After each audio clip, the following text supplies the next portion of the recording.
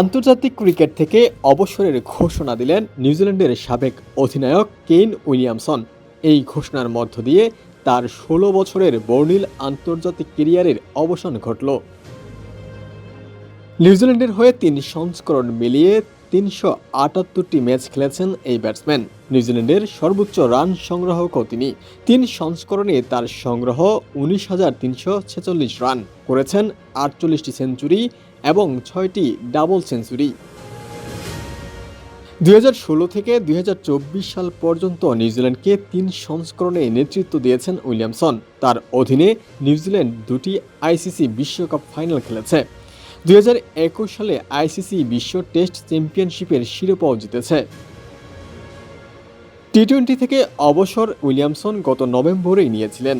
তার আন্তর্জাতিক ক্রিকেট থেকে সরে দাঁড়ানোর জন্য এটাকেই সঠিক সময় বলে মনে করছেন উইলিয়ামসন। ২০১৫ সালে আইসিসি বর্ষসেরা ক্রিকেটার এবং ২০১৯ সালের বর্ষসেরা টেস্ট খেলোয়াড় নির্বাচিত হয়েছিলেন। এর পাশাপাশি রেকর্ড ৪ বার স্যার রিচার্ড হেডলি মেডেল জিতেছেন। আকস্মিক এই অবসরের কারণে ইংল্যান্ডের বিপক্ষে চলমান টেস্ট সিরিজের বাকি অংশে তাকে আর পাচ্ছে না নিউজিল্যান্ড।